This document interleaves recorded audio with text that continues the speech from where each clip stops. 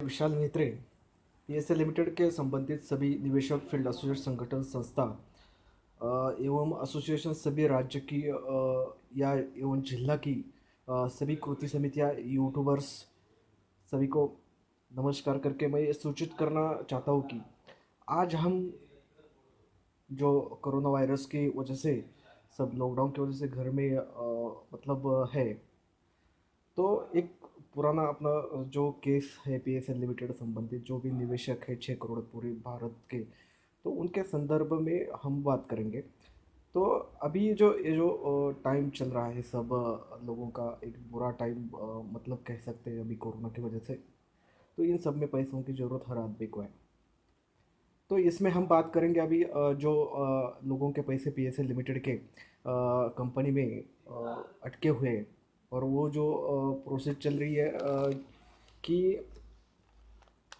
जो गरीब लोगों का पैसा है वो सब पीएसएल के न्यायालय के और प्रशासन की प्रक्रिया की वजह से लेट हो रहा है, और ये क्यों हो रहा है इस विषय में हम चर्चा करेंगे।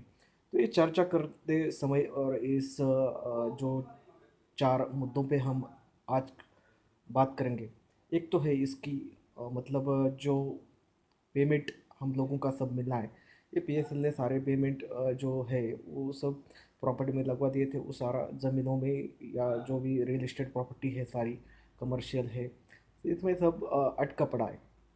तो आज ये प्रॉपर्टी बिके बिना कोई भी पैसा मिलना मुश्किल है।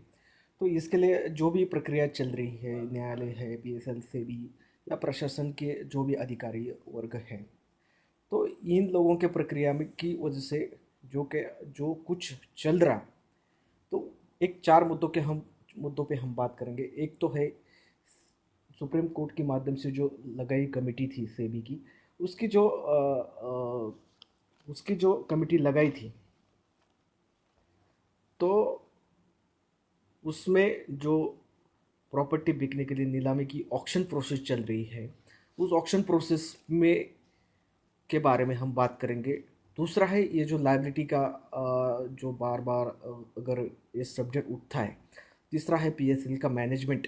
और चौथा है यह है कि ऑस्ट्रेलिया वाला जो आउट ऑफ कंट्री का जो पैसा अटका पड़ा है वो के बारे में हम बात करेंगे। तो इसके बारे में बात करते समय हम ऑक्शन प्रोसेस के बारे में बात करते समय कि 2 फरवरी 2016 में न्यायालय में तो हमको न्याय दिया। वहाँ पे तो आदेश मिला कि आर एम लोढ़ा जो पूर्व रिटायर्ड चीफ जस्टिस थे, उनकी अध्यक्षता में सेबी की कमेटी काम करे और 6 महीने के अंदर सारे निवेशकों को ये प्रॉपर्टी बेच के पैसा दे। लेकिन ऐसा हुआ नहीं। सेबी की कमेटी को जो है उसको समझने में ही 6 महीने गए। उसके बाद में ये प्रोसीजर चली। उसके बाद में सबसे पहली जो इलेक्ट्रॉनिक्स ऑनलाइन जो नीलामी की प्रक्रिया है कि वो चल रही थी कि 5,000 की ईएमडी भर के वो कोई भी वहाँ पे पीएसएल रिलेटेड छोड़ के कंपनी हो या व्यक्ति हो छोड़ के पार्टिसिपेट हो सकता है ईएमडी भर के। तो उसमें जो ऑक्शन प्रक्रिया में वो सबसे पहली प्रक्रिया चली। दूसरी जो प्रक्रिया चली 2018 में, तीसरी 2019 में, और चौथी जो प्रक्रिया चली जो 2020 में। अभी इस प्रक्रिया के बारे में बात करेंगे तो इसके रिजल्ट जो है वो ना के बराबर है। ये जो काम है ये अच्छी तरह से इसके कुछ बदलाव भी हुए नहीं डे टू डे, बट इसके अच्छे परिणाम भी आए रही है। अभी दूसरी बात यह है कि सबसे पहले वाली जो इलेक्ट्रॉनिक्स प्रोसीजर चली उसमें सिर्फ 113 प्रॉपर्टी बिक गई। 113 प्रॉपर्टी बिकने के बाद उसमें से 83 करोड़ रिकवर हो चुके। उसके बाद में 4 अगस्त 2017 में जो पे सारे लोगों ने जंतर मंतर पे धरना लगाया था, उसी टाइम पे जनलोक के माध्यम से आर एम लोढ़ा जो अध्यक्ष और सेबी की कमेटी के साथ में मीटिंग हुई थी, उसके दौरान ये सारी चीज़ें पता चली थी। और वहाँ पे सब निवेशकों की तरफ से जनलोक और जनलोक का जो मेरा ग्रुप है वहाँ पे भी मैंने सेक्रेटरी के पद पे काम किया हुआ है। तो वहाँ पे उस मीटिंग में हमें बोला था कि ये ऑक्शन अगर इस तरह से चलेगा, 113 प्रॉपर्टी 83 करोड़ में जा रही है, ऐसे चलेगा तो ऐसे रिफंड होने में बहुत टाइम लगेगा। इसकी वजह से हमने बोला था कि ओपन ऑक्शन में ये चीज़ें आना चाहिए। इसके बाद में ये जो है सारा मामला हमने सुप्रीम कोर्ट को भी बताया। फिर बाद में 2017 के एंड में और 2018 के स्टार्ट में ये सारा मामला मतलब ओपन ऑक्शन में आ गया। तो ओपन ऑक्शन में आने के बाद 2018 की प्रक्रिया ये थी कि वहाँ पे जो नीलामी के लिए सेबी की तरफ से ऑफ़र लेटर दिया गया। ऑफ़र लेटर देने के बाद में वहाँ पे 7,500 crore first year, 7,500 crore second year और 5,000 करोड़ थर्ड ईयर, ऐसे 3 साल के अंदर 20,000 करोड़ हम देंगे। और उसमें ये भी लिखा गया था कि ये जो ला ऑफ़र लेटर है, ये जो 2016 के बाद जो अपॉइंट किए गए जो डायरेक्टर हैं सिकंदर सिंह ढिल्लों, इनको इनके माध्यम से जो कि आज लीगल के पीयर कंपनी की तरफ से सारे अधिकार उनके पास है, उनके माध्यम से दिया गया था।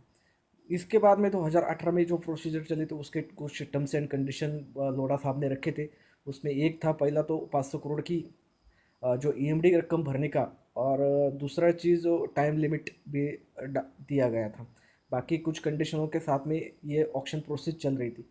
तो इसका जुलाई एंड को ये ऑक्शन प्रोसेस ख़त्म होने के बाद ना किसी ने इसके अंदर 500 करोड़ की ईएमडी भरी।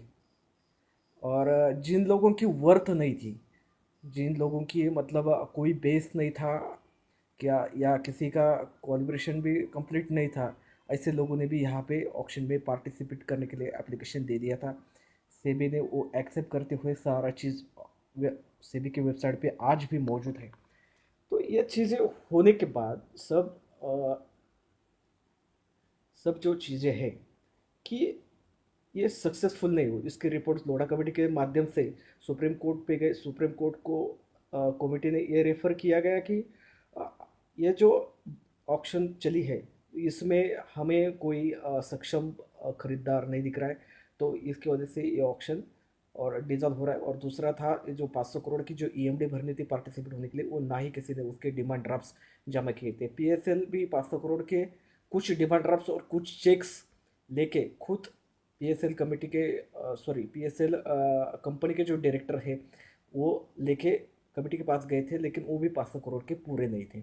इसकी वजह से वो ऑक्शन फेल हो गया, डिसॉल्व हो गया। फिर बात आती है आगे 2019 में। 2019 में भी जोनिंग वाइज इसका ये प्रोसीजर चला। पहले राउंड में तो किसी का एप्लीकेशन आया नहीं वहाँ पे, तो ऑक्शन रिवाइज कर दिया गया। रिवाइज में भी एप्लीकेशन दिया गया, बट उसमें भी मतलब कोई लाइबिलिटी वाला पूरा हो सके इतना कोई एप्लीकेशन मतलब आया नहीं था, या कि बड़ी बोली कोई लगाने वाला नहीं था, और ईएमडी की रकम भी किसने भरी नहीं थी। उसके बाद में 2020 में कुछ, अगर ये जो सुप्रीम कोर्ट में हम लोगों ने स्विच चैलेंजर प्रोसीजर करके इसको फिर से जोनिंग वाइज में ऑक्शन लगाने को दिया था, तो सुप्रीम कोर्ट में अप्रूव करके उसको 500 करोड़ की जगह पे 150 करोड़ का ईएमडी रकम भर के पार्टिसिपेट हो सकता है। और टाइम लिमिट के साथ में उसको कमेटी को डिज़ाइन करके ऑक्शन चलाने को कहा था, जो कि आज वो भी ऑक्शन पेंडिंग है। और उसकी रिपोर्ट सुप्रीम कोर्ट के पास आज पड़ी हुई। लॉकडाउन की वजह से, कोरोना की वजह से जो लॉकडाउन आया है उसकी वजह से वो कोर्ट में आज भी पेंडिंग है। तो ये थी ऑक्शन प्रोसेस। लेकिन इसको अगर एनालिसिस करेंगे तो ये एनालिसिस के बाद में सिर्फ ये 4 साल ऑक्शन चले, और 4 साल के ऑक्शन में ना तो किसी ने ईएमडी भरी और सिर्फ कागज़ के घोड़े यहाँ पे चल रही है। बट सिर्फ उससे जो फर्स्ट टाइम पे 5,000 की ईएमडी भर के जो 83 करोड़ आए थे, रिकवर हो चुके थे, वो 500 करोड़ की, 150 करोड़ की या 100 करोड़ की ईएमडी मांग के भी कोई 10 करोड़ या 5 करोड़ की भी रिकवरी कुछ नहीं हुआ है। और ये सारा ऑक्शन फेल हो चुका है। अभी बात आती है लाइबिलिटी पे। लाइबिलिटी का मुद्दा ये अहम मुद्दा है, क्योंकि क्या होता है कि ये अगर 2018 का ऑक्शन देखा जाए, 2000 वाले ऑक्शन में बात ये हुई थी कि 20,000 करोड़ का पीएसएल ने दिया, फिर बाद में 21,000 करोड़ का एक कंपनी ने दिया, फिर बाद में 23,000 काउंटर हुआ, फिर बाद में 25,000 26,000 ट्रिक गार्ड फोर्स पीएसएल ने last time 28,000 crore time limit के अंदर कंप्लीट कर दिया। उसके बाद में ये दोनों ने 41,000 करोड़ और जनलो प्रतिष्ठान के माध्यम से 49,000 करोड़, यानी 49,000 करोड़ का।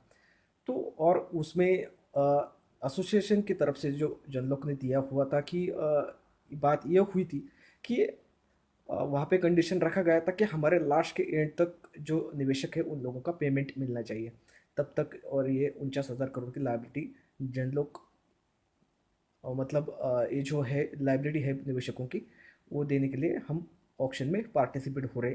उसके लिए ऑस्ट्रेलिया का जो रिकवर हुआ पेमेंट है वो भी देने के लिए उस टाइम पे वो तैयार थे।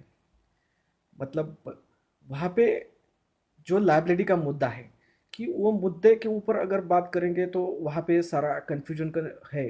वो कन्फ्यूजन होने की वजह से सारा प्रॉब्लम यहाँ पे खड़ा हो रहा है, क्योंकि कब सीबीआई आगे आती है, कब सेबी आगे आती है, कब कंपनी आगे जाती है, फिर लास्ट में कोई नहीं आता तो एसोसिएशन की तरफ से आगे या वो मतलब अ, कुछ एप्लीकेशन दे दिया जाता है। क्योंकि सबसे पहली ये तो बात है, 2014 के बाद 2016 में सीबीआई ने चार्जशीट की, उसमें 45,000 करोड़ का जो घोटाला है उसके ऊपर लाइबिलिटी का ये लगा दिया चार्ज। फिर उससे पहले सेबी ने 49,000 करोड़ का चार्ज लगा के बाद में पेनल्टी के सहित 57,000 का वो चार्ज लगा दिया था। यानी कि जो लाइबिलिटी बोल रही जाती है सेबी की तरफ से 57,000 करोड़ की, सीबीआई बोल रही है 45,000 करोड़ की। और जो कंपनी की तरफ से जो ऑफर लेटर दिया गया था 14 अप्रैल 2018 को, उसने कंपनी के डायरेक्टर्स सिकंदर सिंह ढिल्लों साहब का जो साइन है उसमें, उस लेटर में उन्होंने फर्स्ट पैराग्राफ में ही बोला है कि जो कंपनी के सॉफ्टवेयर डोमेन है उनकी सोर्सेज से ना ही 15,000 करोड़ के नीचे जाएगी लाइबिलिटी और ना ही 15,000 करोड़ के ऊपर जाएगी लाइबिलिटी के साथ में उन्होंने वो जमा किया था। मतलब पीएसएल खुद बोल रही कि हमारा 15,000 करोड़ का लाइबिलिटी। यहाँ पे लाइबिलिटी का पूरा के पूरा मतलब कंफ्यूजन है। तो और ये जो उनके सोर्स है, ये जो पीएसएल के पास डोमेन का सोर्स है, और वो सॉफ्टवेयर में डोमेन का जो सोर्स होता है वो काफ़ी स्ट्रॉन्ग तरीके से यूज़ होता है, इसमें कोई चेंजेस नहीं रहता है। और लास्ट में जो जन लोग ने ऑक्शन में दिया था कि 49,000 करोड़ की, तो एक्चुअल में अगर कोई नया बायर आता भी है निवेशकों की तरफ से, अगर बात भी करता है या प्रॉपर्टी लेने के लिए, तो सबसे ये बड़ी प्रॉब्लम खड़ी होती है कि प्रॉपर्टी की कीमत देने में वो ठीक है, बट अगर ऑब्जेक्शन पब्लिक से निवेशकों की तरफ से आता है तो वो प्रॉब्लम खड़ी हो जाती है। इसलिए कोई बायर या जो खरीदार है वो सामने आने में, नया जो बायर है वो नहीं आ रहा है, और जो आ रहे हैं उनकी वर्थ नहीं है या कोई बेस नहीं है उन लोगों को। तो ये लाइबिलिटी का बात जो है कि ये लाइबिलिटी से भी जब फ्रीज करेंगे उसके बाद में ये ऑक्शन में अच्छे अच्छे लोग, अच्छे अच्छे बिल्डर्स जो अपने इंडिया के हैं या आउट ऑफ कंट्री के हैं वो भी इसमें पार्टिसिपेट कर सकते हैं। लाइबिलिटी का मुद्दा इतना ही आज इसके ऊपर चर्चा कर सकते हैं। फिर बाद में आते हैं हमारा हमारा पीएसएल का मैनेजमेंट। पीएसएल के मैनेजमेंट के बारे में बात करते हैं तो 2015-16 के बाद में जो पुराना डायरेक्टर है वो सब जेल गए। उसके बाद में नरेंद्र सिंह मेहता और सिकंदर सिंह ढिल्लों, इन दोनों को अपॉइंट किया गया, जो पुराने डायरेक्टर जीएस गिल सहित बाकी के भी डायरेक्टर्स वहाँ पे हैं। लेकिन आज के टाइम पे देखेंगे तो ये दोनों डायरेक्टर एक्टिवली काम कर रहे हैं, इसमें सिकंदर सिंह ढिल्लों भी ज़्यादा एक्टिव काम कर रहे हैं। तो एक्टिवली काम करने की मतलब जो ये होती है कि आज एलिगेशन भी उनको सहना पड़ रहा है अच्छी काम करके भी। ऐसा जो है कि आज उनको भी बहुत परेशानी उठानी पड़ रही है, जैसे सारे एसोसिएशंस को उठानी पड़ रही है, निवेशकों को पड़ रही है, कि वैसे ही उनको भी आज प्रॉब्लम को फेस करना पड़ रहा है। क्योंकि जब 2018 का ऑक्शन चला, 2019 का ऑक्शन चला, उसके बाद में 13,800 प्रॉपर्टी निवेशकों के हित में उन्होंने सीबीआई को जमा कर दिया। आज वो सेबी के वेबसाइट पे अटैचमेंट में आई है। तो इसके बाद ये इन्होंने काम किया हुआ है। और इसके बाद अभी जो लास्ट टाइम जो है वो जो अटैचमेंट की थी 13,800 प्रॉपर्टी, तो इसमें इनको 2016 का अपॉइंट किया गया था डायरेक्टर बॉडी पे, और ऑल इंडिया के लेवल पे इन्होंने अटैचमेंट किए थे। और टाइम टू टाइम ये इलीगल सेल हो या जो भी कुछ प्रेस रिलीज हो, तो टाइम टू टाइम ये ढिल्लों साहब, और जो कोर्ट का कोई भी काम हो, वकीलों का काम हो या कोर्ट का या सेबी का, जो भी कोई भी डिपार्टमेंट का कोई भी कैसा भी काम हो, वो तुरंत काम करा देते हैं, और वो जो प्रेस नोट है और प्रिंट मीडिया का, वो भी तुरंत जारी कर देते हैं। मतलब इतने अच्छे काम करने वाले आदमी को भी आज बहुत बुरी तरह से आज उनको भी फेस करना पड़ रहा है, क्योंकि कुछ षड्यंत्रकारी उनको मतलब इसमें बदलाव लाना चाहते हैं। तो अगर इसको भी सभी निवेशक या सभी एसोसिएशन एजेंट रहे, तो सभी को ध्यान रखना चाहिए। अगर अच्छे लोग आ, जो इस काम में से बाहर हो गए, तो नए लोग आकर उनको फिर समझ जाना, काम को काम को समझ जाके उस काम को करना, एक्टिवेट करना, फिर बहुत टाइम जाता है। क्योंकि लोडा कमेटी की यही सबसे बड़ी प्रॉब्लम हुई है। सबसे पहले तो नोडल ऑफिसर 3-4 बार चेंज हुए, तो ये काम करना और नए ऑफिसर को आने के बाद फिर उसकी नई प्रोसीजर, ये सब चीज़ों को टाइम लगता है। इसकी वजह से ये सारी चीज़ें, ये परेशानी निवेशकों के हित में नहीं आ रही। तो कहने का मतलब यह है कि पीएसएल का मैनेजमेंट की तरफ से अभी सिकंदर सिंह ढिल्लों ये जो है लाइव डायरेक्टर दिख रहे हैं ऑन बोर्ड पे, तो वो अच्छी तरह से वहाँ पे वर्किंग कर गए।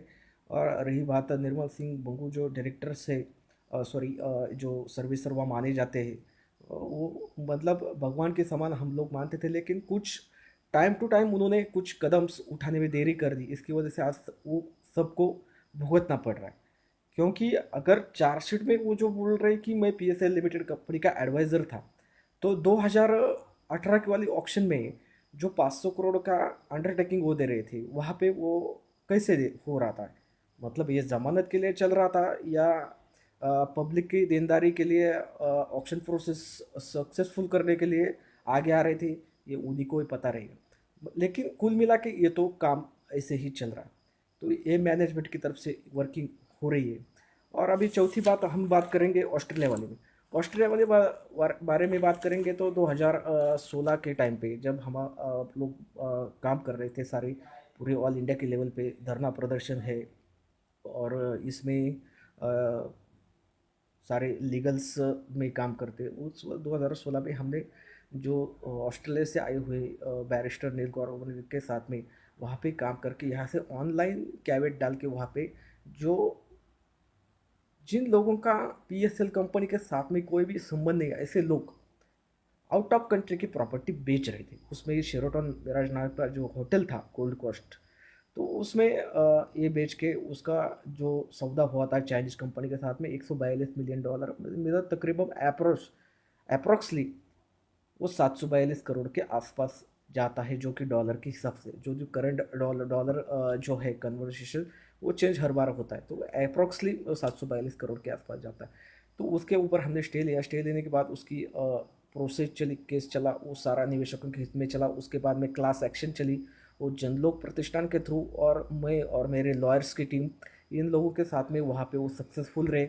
वहाँ पे महाराष्ट्र के ज़्यादा से ज़्यादा इन्वेस्टर्स की लिस्ट में वो लोग पार्टिसिपेट हुए वहाँ पे। फिर बाद में आउट ऑफ स्टेट के भी बहुत लोग गुजरात से आए, मराठवाड़ा विदर्भ से आए, नागपुर से आए, बहुत छत्तीसगढ़, यूपी, हरियाणा, पंजाब, सारे जिलों से, तमिलनाडु से, हैदराबाद, तेलंगाना, सभी राज्यों से सभी लोगों ने वहाँ पे सपोर्ट किया क्लास एक्शन में। तो वहाँ पे वो प्रायोरिटी बेस पे मैं और जो हमारे साथी है, हम लोग वहाँ पे काम कर रहे थे रात दिन। मतलब यहाँ पे जब दिन होता है वहाँ पे रात, तो रात का दिन करके वो केस स्टैंड करके आज वो केस एक अलग लेवल पे आया है। और अलग लेवल पे आया आकर 24 जनवरी 2017 को ही वैसे ही केस वो निवेशकों के हित में गया। फिर बाद में ईडी इन्फॉर्मेशन डायरेक्टर ने वहाँ पे अटैचमेंट दिया। अटैचमेंट देने के बाद में वो केस फिर फॉरवर्ड हुआ। फिर सेबी इंटरव्यून हुई। इंटरव्यू होने के बाद सेबी ने खुद की एप्लीकेशन दी। एप्लीकेशन देने के बाद वो आज वहाँ पे पेंडिंग वो मैटर है। बट इसका पूरा फाइनल हो चुका है 11 मार्च 2019 को। ऑस्ट्रेलिया का मैटर पूरा फाइनल हो चुका है। उसमें से $79 मिलियन, मतलब अगर पकड़ते हैं उसको, तो 400 के आसपास वहाँ पे फंडिंग अभी बैलेंस है। तो वहाँ पे बैलेंस रहे के भी वहाँ पे कोई इंटरेस्ट बनना नहीं है, क्योंकि वो एक स्ट्रेस्ड कोर्ट अकाउंट में है। तो उसके लिए भी मैंने वो वहाँ पे सेकंड एप्लीकेंट मैं खुद हूँ, विशाल दिलीप मेहत्री के नाम से। तो ये उसका वो जो पैसा वहाँ पे पड़ा हुआ है, वो पैसा भारत इंडिया आ सके और यहाँ के जो गरीब निवेशक है उन लोगों में बांट जाए। इसके लिए मैंने सुप्रीम कोर्ट में भी मैंने मेरी खुद की तरफ से जो भी मेरी लॉयर्स की टीम है उसमें बड़ा बड़ा योगदान वो भी लोग दे रहे हैं कि बिना फीस के वो वहाँ पे काम कर रहे और वहाँ पे हम लोग वर्किंग कर रहे और सुप्रीम कोर्ट में भी वो एप्लीकेशन लगा दी कि वहाँ पर का पैसा यहाँ पे आ जाए।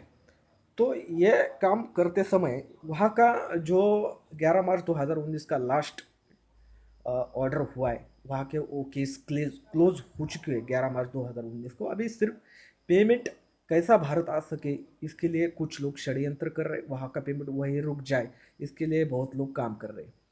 तो इसमें अभी जो है $142 मिलियन में से कुछ उस होटल के ऊपर बैंक लोन था, वो बैंक लोन भी माइनस हो चुका है। फिर जो वहाँ की लॉ फर्म थी उसको हमने कोई भी 1 रुपया अपनी तरफ से वहाँ की ऑस्ट्रिया की लॉ फर्म को पेमेंट नहीं दिया हुआ था। वो लोन मतलब वो उसकी लॉ फर्म की भी फीस वहाँ पे गई, जो भी लॉ काउंसिल लॉयर लगाए गए थे उनकी भी फीस उसमें से गई।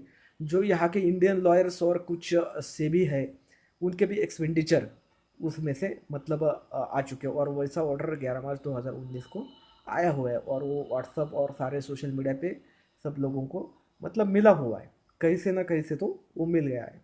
तो ये मतलब आप अभी ये सब लोगों का पैसा गया ऑस्ट्रेलिया में 742 करोड़ अप्रोक्सली जो है उसमें से बैंक लोन गया, लॉयर का फी गया, जिन लोगों ने एक्सपेंडिचर के तौर पे बिल दिए गए थे उन लोगों का भी पैसा आ चुका है। किसी को 5 लाख मिला, किसी को 30 लाख मिला, किसी को 2 करोड़ मिले, किसी को 3 करोड़ रुपया मिला। वहाँ के ऑस्ट्रेलिया के उस फंड में से वहाँ पे एक रेफरी अपॉइंट किया गया था, उनके माध्यम से वो बिलिंग पास हो गए, वहाँ पे चला गया। और बाकी का जो बच्चा पैसा हुआ है वो निवेशकों के हित में या अकाउंट में अभी तक आया नहीं है। उसके लिए भी मैंने आवाज़ उठाई, लेकिन मुझे भी मेरे ऊपर भी बहुत सारा ऑस्ट्रेलिया के मैटर में प्रेशर डाला दिया गया है। आज मेरा कम्युनिकेशन तोड़ दिया गया है 1.5-2 साल से वहाँ से। उसमें भी अपने ही पास के बहुत षड्यंत्रकारी लोग, बहुत जो भी सच्चाई है वो निवेशकों को बताने के नहीं चाहिए। इसके लिए मेरे ऊपर बहुत सारा प्रेशर बनाया जा रहा है और वहाँ पे कम्युनिकेशन तोड़ के वो वहाँ की सच्चाई निवेशकों को नहीं मिलना चाहिए। और जो इन्होंने गोलमाल करके जो बनाई है वो बताना चाहिए। ऐसे काम वहाँ पे चल रहा है, मतलब आज वो पैसा 400 करोड़ के आसपास या ऊपर है, वो सब होल्ड है। अगर वो 400 करोड़ इंडिया में आता है तो कम से कम यहाँ पे 10,000 से 20,000 की पॉलिसी डिस्ट्रीब्यूट हो सकती है। तो ये अभी का लाइव स्टेटस है वहाँ पे। अभी लेटेस्टली ये है कि जो फेडरल कोर्ट में यह सब सिस्टम चल रहा था, क्लास एक्शन चल रहा था, उसमें किसी ने वहाँ पे एप्लीकेशन पे लगा दी है कि ये पैसा सेबी को ना दिया जाए। दोस्तों मैं सभी से एक लास्ट में ये रिक्वेस्ट करना चाहता हूँ कि सभी बात को सारे निवेशक लोग इसको समझें। सबसे पहली 2014 वाली बात में अभी फिर से वापस हम लोग जाएंगे कि 2014 में जब कंपनी पैसा नहीं दे रही थी तो सारे निवेशकों और निवेशकों की तरफ से एसोसिएशन रहेगी या जो लीडर्स रहेंगे या सबकी तरफ से सबसे पहले एप्लीकेशन हम लोगों ने किसको लिखे थे? पीएम को लिखे थे, सरकार को लिखे थे कि आप इसमें हमारे पेमेंट देने को सहायता करें। अभी सरकार के माध्यम से जो सेंट्रल गवर्नमेंट की जो अभी से जो जिन्होंने बैन किया था कंपनी सीआईएस में लाने के लिए, तो आज जो सेबी है वो सेंट्रल गवर्नमेंट के एक पार्ट है, हमारे देश का एक जो बॉडी है उसमें से एक माना जाता है। और वो गवर्नमेंट की तरफ से वो उनके अच्छी तरह से मतलब काम कर रही है। और लोढ़ा साहब ने भी बहुत अच्छी तरीके से काम किया है कि अभी हम उनके खिलाफ नहीं बोल सकते, क्योंकि आज पीएसएल की तरफ से भी देखा जाए एप्लीकेशन पे एप्लीकेशन आते हैं, डॉक्यूमेंट आते हैं, वकील लोग काम करते हैं, उनके फीस देने के भी पीएसएल के प्रॉब्लम है। ढिल्लों साहब के माध्यम से पता चला है कि वकीलों के फीस देने के लिए भी पैसे नहीं है। अगर वकीलों की फीस देने के लिए पैसे नहीं है तो ये निवेशकों के पैसे देने के लिए एप्लीकेशन सिर्फ मुंह करके, सिर्फ कागज के एप्लीकेशन दे के ये काम नहीं बनेगा। इसके लिए अगर जो सेबी आज थोड़ा बहुत जो बांट रही है पैसा, अगर उनके पास रिकवरी नहीं हो रहा है तो इनको टारगेट नहीं कर सकते हम लोग। ये सारी प्रक्रिया को सारे निवेशक लोग समझे, लोढ़ा कमेटी की कमजोरियों को समझे, क्योंकि वो लोढ़ा कमेटी पूरी तरह से सक्षम नहीं है या पूरी तरह से वो काम नहीं कर सकती। पूरे अधिकार उनके हक में या उनके हाथ में दिए भी नहीं, कुछ अधिकार सुप्रीम कोर्ट के पास आरक्षित है। तो वो सुप्रीम कोर्ट ही कुछ डिसीजन मतलब लेगा। तो सभी लोग इस प्रक्रिया को अच्छी तरह से समझे, क्योंकि अगर सेबी इसमें से डिसॉल्व मतलब बाहर गई या कमेटी को बाहर किया गया, या जो भी अच्छे लोग काम कर रहे हैं पीएसएल में, कुछ अच्छे लोग भी हैं, कुछ बुरे लोग भी हैं, कुछ षड्यंत्रकारी कुछ लोग भी हैं, तो ऐसे लोग की वजह से अगर काम ब्रेक हो गया तो पैसा मिलना और भी मुश्किल हो जाएगा।